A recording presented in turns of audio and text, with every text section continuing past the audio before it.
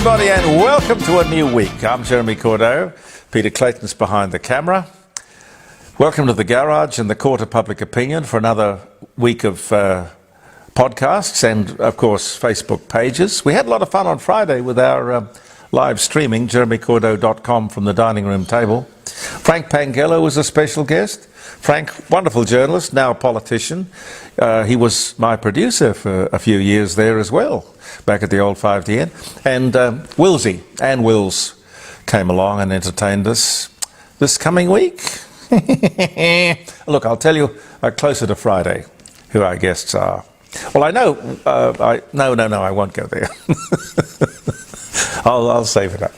I will save it up. We've got a lot of, I don't know what I'd call it, mail? I suppose it is mail, isn't it, Pete? I guess so. This is from Nick. Hi, Groovers. Here's an idea. Aboriginal nations should create their own currencies.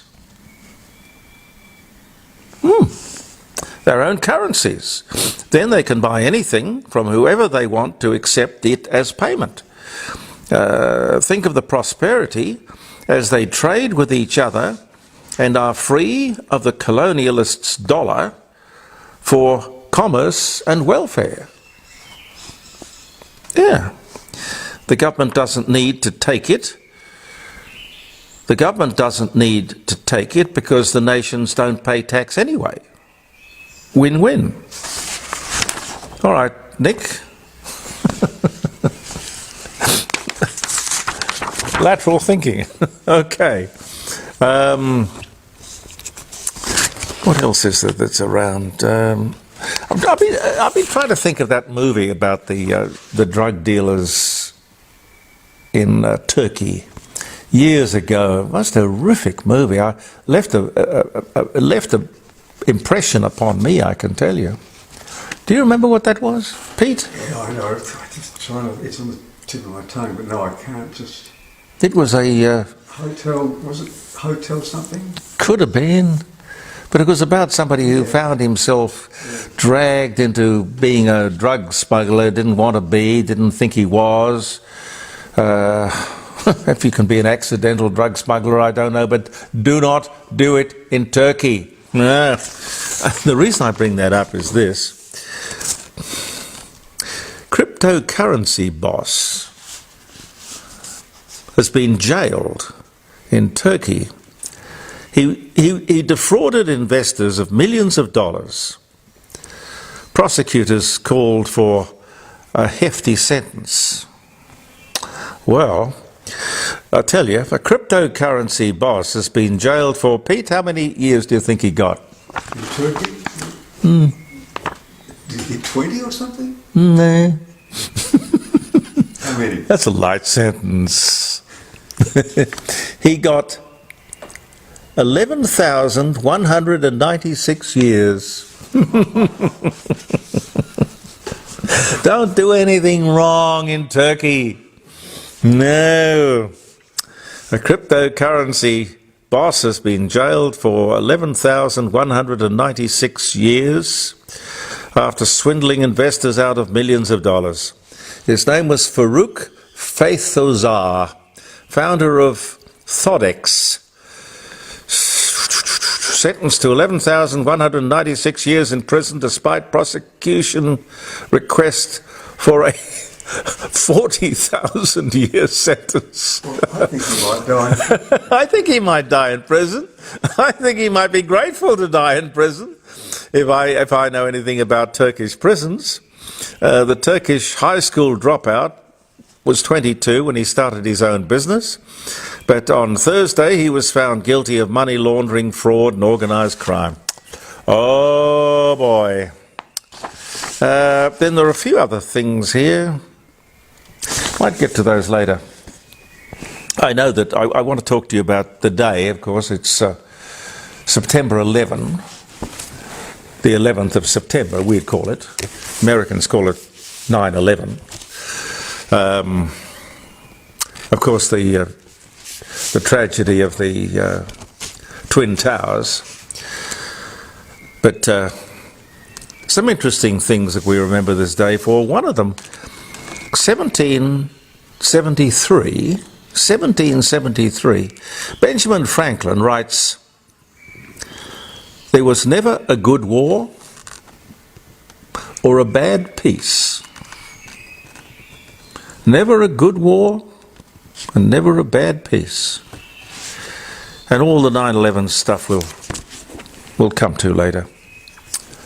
Anyway, as I said, I hope you had a good weekend. Friday, I don't know if you caught the show on Friday, the live streaming 3-hour program, phone calls and everything else, but we had some interesting things, and I thought I might repeat a couple in case you didn't hear it or see it. Les sent me something, text me with this, which is basically, we already have the voice. I'll read this to you because it's profound. We already have the voice. 3,278 Aboriginal corporations, 243 native title bodies, 48 land councils, 35 regional councils, 122 Aboriginal agencies and advisory boards, 145 health organisations, 11 indigenous federal members of parliament, taxpayers paying $35 billion, and on Friday was corrected, and it is much closer to $40 billion annually expended on approximately 3.8% of the population. Expenditure per person 2012-2013 was $43,449 on every Indigenous man, woman and child in Australia, compared to $20,900 on other Australians. Australian taxpayers spent at least $100 million per day on direct support for Aboriginal or Indigenous Australians, which equates to that figure I mentioned, which was 39 million, the zeros confuse me, 39 billion 500 million dollars of direct government expenditure that does not include mining royalties. The voice is nothing more than a one-way ticket to poverty for this country. People aren't going to go on paying their taxes when all of this should have been made public. I suppose that's one thing you could say about the voice, that at least it is giving some transparency to these facts and figures. If the 3,984 government-funded bodies that represent the special needs of Aboriginal people, if they do not provide a voice, nothing will. Or why hasn't somebody brought these people to book and asked them to account for where the money has gone? Or don't they care? I don't know, it just beggars belief. What is Labor up to? You would have thought, wouldn't you, that the Labor Party would have been the party who would have been much more inclined to look at the dollars and the cents and to try and keep track of everything. But this is bizarre and terrible, absolutely shocking. Somebody else sent me, and Pete's going to blow it up for me so that on Tuesday or Wednesday I'll be able to read it, because the printing's far too small, because the details are amazing. What is it called? The Pete, what's the name of the organisation? NIAA. NIAA? The NIAA?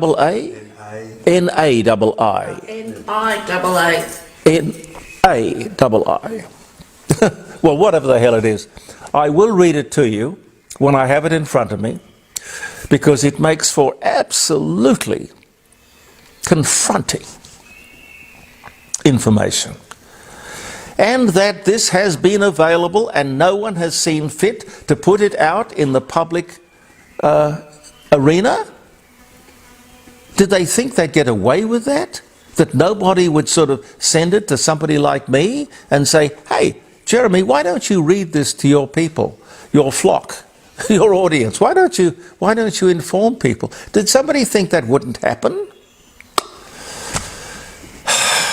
We were talking on Friday and I mentioned that we had the footballers, and the long distance runners doing stunts, all in the name of this yes vote. What the connection is between tap dancing backwards around Australia, juggling three eggs blindfolded, I have no idea. What has that got to do with voting yes or voting no? It's a stunt. They want to install a backward, racist, ignorant time bomb in the Constitution, and they think these stunts are going to convince you and me that it's a good idea. Relevance, ladies and gentlemen. What's the relevance? An amendment which will do nothing but divide the nation along the lines of race. As you know, I think the Voice is nonsense, but our real problem, of course, is that the Prime Minister and his government don't. They want to impose the Voice. They think it's good. What does that say about them? Clearly, it's not in the interests of the majority of people living in this country. So why are they pushing it? Fundamentally, it boils down to whether or not we are going to allow a privileged 3% of the population to hijack the entire country. And we endorse a government that seems to think that that is a good idea. That is, if you vote yes. That's what can certainly happen. And if it does happen, we know who to blame. The Prime Minister commented during the week that a yes vote would bring the nation together. That's nonsense. Does he really think that Australia will collectively vote to hand over the rest of Australia to Aboriginals who have already been given, didn't buy, given 55%? With more to be decided in the courts, of course at taxpayers' expense, so it's going to be more than 55% of the land mass of Australia, for absolutely no reason.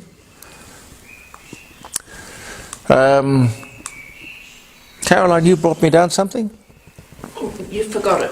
Oh, I did. I'm sorry. Well, come on in. Come on in. Come on in. Hand it to me. What is it? Is this more? Oh, yeah, this is interesting scuttlebutt.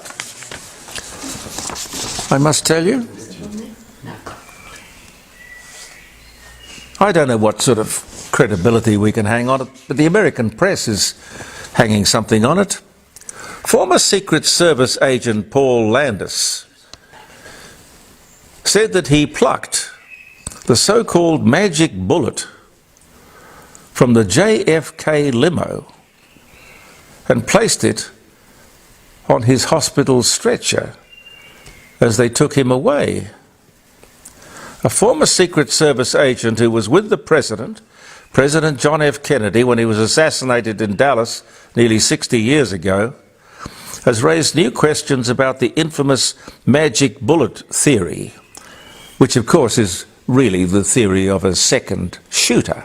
That's what the magic bullet was about. Paul Landis, who's now 88, was a young agent tasked with protecting the First Lady, Jackie Kennedy, as the President's motorcade paraded through the city in 1963. Feds are hiding the JFK assassination footage that could prove that there were multiple shooters. I don't know that I believe that. Anyway, the Secret Service guy recalls hearing the gunshot ring out while he was walking just feet away from the president's car back in 1963. You know how they used to run along behind the back of the car? He told the New York Times that he had heard an additional 2 shots and saw Kennedy keel over in the back of the open limousine. Landis said he had to duck to avoid being splattered. Anyway, yeah. From there, Landis' accounts differ from the government's official findings. In the ensuing chaos, he claims he picked up a bullet that was lodged in the back seat where Kennedy had been sitting and placed it on the president's hospital stretcher for investigators. Paul Landis, 88, was just feet away from President Kennedy when he was assassinated. It was a 6.5mm bullet, which had long been thought to have been found on the stretcher and lost by people in the hospital.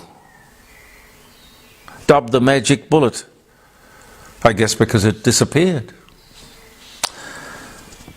Interesting story. I think we'll be reading more and hearing more about that in the days to come. But let me get back to our own crisis. I've thought a lot about all of this, you know, ladies and gentlemen. I really have. The Prime Minister should be with us, cheek to jowl, on everything, really. The cheapest airfares, the best democracy, the best of all possible one nation pursuits. You know, one flag, one national anthem, one country, one people under one law, all that stuff. Prime Minister, could I ask you this in a public forum? Why didn't you, in intelligent pursuit of all of the details of the Uluru facts and findings and things from the heart, why in intelligent pursuit didn't you read all 26 pages of this, as you describe it, modest request? It's absurd that you didn't. I can't get over that. When you do decide to come back to Australia, gee, I'd love you to come by and visit us on a Friday morning and have a chat to my listeners. I'll give you the whole 3-hour program and we can chat through all of this before the referendum if you'd like to. I somehow don't think you will.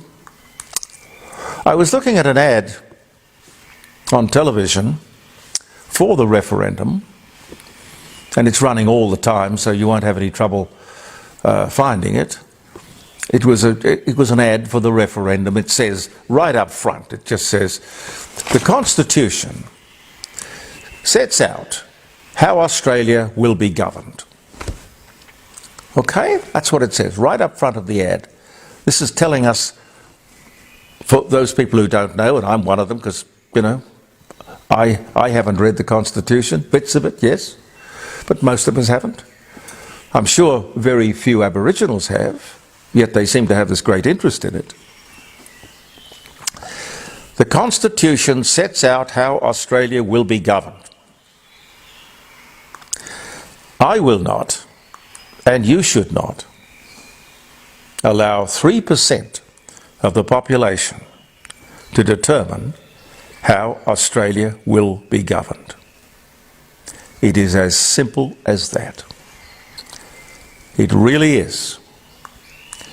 Then we have to deal with the people, the politicians, the corporations, the celebrities, the educators, teachers, the personalities who got behind and promoted this nonsense. If their credibility isn't in shreds, I'll go he. Or will we forgive and forget and just turn the page?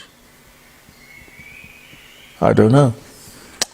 I really don't. Fascinating to watch the ABC on Sunday talking about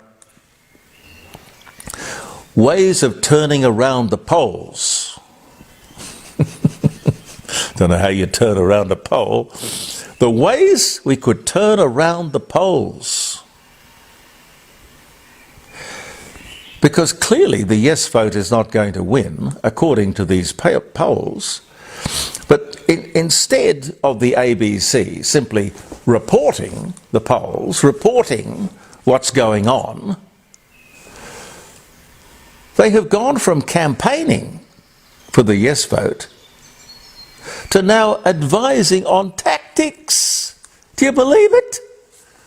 Tactics to help turn the polls around. Oh my God. These people, the ABC, have so convincingly lost the plot. And what their role in society is, it's just amazing. And it would seem that there is no one in Parliament, no one in government, no one in their management who can pull them up and put them back on the track. Nope. And we just allow it to go on. Well, it's $1 billion a year we give these guys to run their little, dog and pony show. I'll leave you with some... have you got something you want to stick on the end of the broadcast, Pete? No, I haven't. Oh, not today. All right, we'll come up with something. Anyway, I'll leave you with some birthdays. Of course, it is September 11, or 9/11 as the Americans call it. 2001, 2 passenger planes hijacked by Al-Qaeda terrorists crash into the New York World Trade Center, causing the collapse of both towers and the deaths of 2,606 people.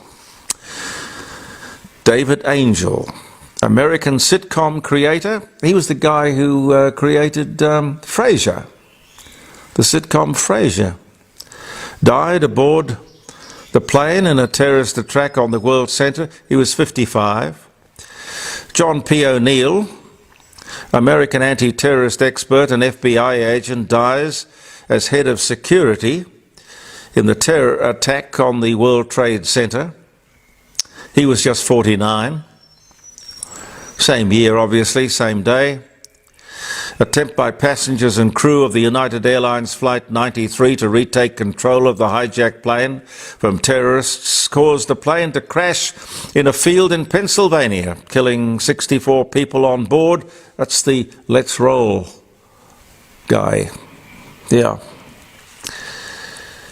Hani Hanjour, Saudi Arabia, 9/11 terrorist, dies in the Pentagon plane attack at the age of just 29. Mark Bingham, American passenger on United Airlines 93, dies thwarting terrorist attempt to crash the plane into Washington. He was just 31. Great bravery. It's amazing. Some of those terrorists did their flying lessons here in Adelaide. True. You would have thought when they were doing the flying lessons, when they said they didn't want to learn how to land the plane, somebody would have thought, hey, that's a bit weird. No. Anyway, we're older and wiser now. The first mobile long-distance car-to-car telephone conversation, 1946. Wow. 1942, Enid Blyton publishes 5 on Treasure Island. First of her famous 5 children's novels. Started one of the best-selling children's series ever, with over 100 million copies sold. Now deemed, of course, politically correct by the woke. Oh, to hell with them. Are we running out of battery, Pete? No. Australia invades New Britain, defeating the Germans. This was back in 1914. 1943, same day, US and Australian troops join in an attack on New Guinea, this time against the Japanese. Roger Hargraves, English author and illustrator of children's books, Mr. Man and Little Miss, dies of a stroke at 53. That was in 1988. 1978, the last known person dies of smallpox. The last known person to die of smallpox. Medical photographer Janet Parker, through infection in a laboratory, Birmingham, England. 1978. But these things never go away, you know that. Harry Connick Jr., pop jazz singer, pianist, born in New Orleans in Louisiana in 1967. Buckingham Palace damaged by German bombs in 1940. Ferdinand Marcos, 10th President of the Philippines, dictator. He dies in 1989, but was born on this day in 1917. Oh, one more. 1847, first singing of Stephen Foster's "Oh Susanna" in Pittsburgh, Pennsylvania. All those wonderful Stephen Foster songs, I love them all. Thank you so much for viewing the Court of Public Opinion, ladies and gentlemen. Don't forget to catch us as a podcast or here as a posting on Facebook, and of course our live streaming on Friday. Believe in yourself. Pete and I will be back tomorrow. Bye for now.